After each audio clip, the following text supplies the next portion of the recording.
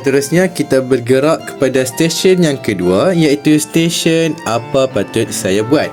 Pada stesen ini, murid-murid perlu mengambil satu kad cerita yang tertera pada kotak di sebelah kiri ini dan meletakkan kad ini pada tempat yang telah disediakan seperti tempat kad cerita ini.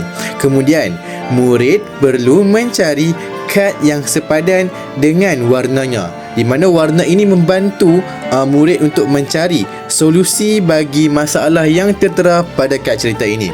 Sebagai contoh, masalah yang timbul di kad cerita ini adalah air ini tumpah dan murid perlu mencari apakah solusi yang sesuai untuk membantu rakan ini. Sebagai contoh, murid mencari kad cerita yang berwarna putih juga dan menceritakan ataupun menyebut apakah situasi ataupun lakonan yang ditunjukkan oleh kanak-kanak di dalam gambar ini. Sebagai contoh, gambar ini menunjukkan gambar rakannya ini menolong rakan yang berbaju hijau ini untuk menolong lap air yang telah tumpah tersebut.